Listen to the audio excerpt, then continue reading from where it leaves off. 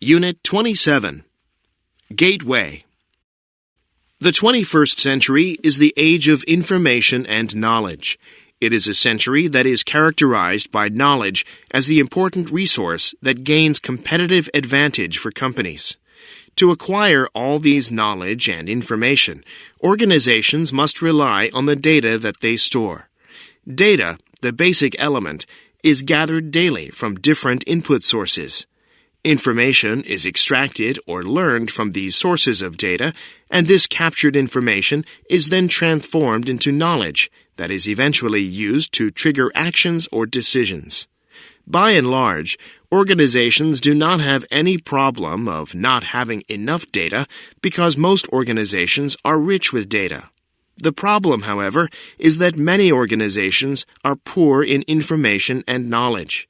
This fact translates into one of the biggest challenges faced by organizations: how to transform raw data into information and eventually into knowledge, which, if exploited, correctly provides the capabilities to predict customers' behavior and business trends.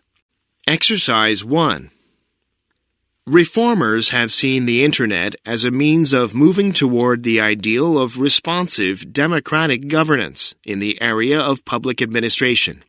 They view the burgeoning presence of government on the Internet as an attempt to respond to citizens as clients and customers.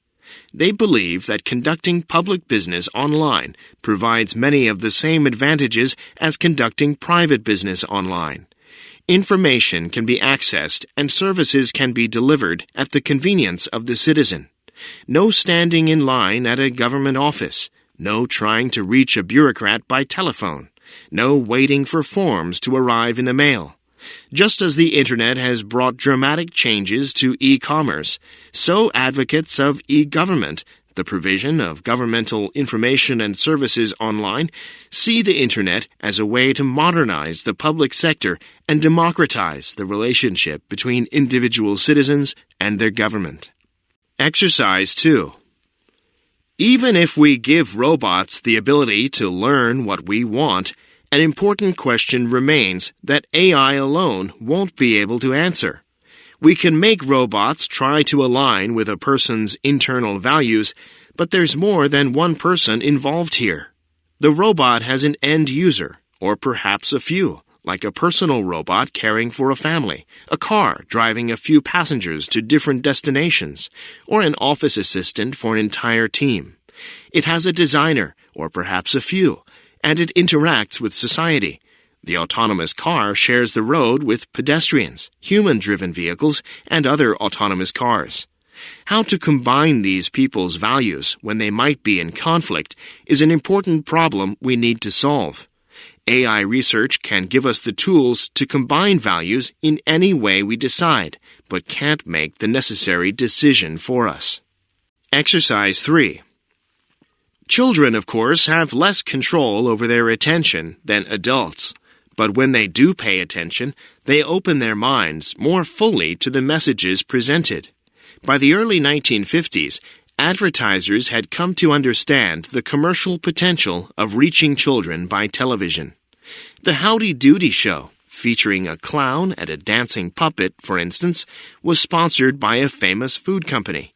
And during every show, Howdy Doody would dance around a cereal box. But those were the early days.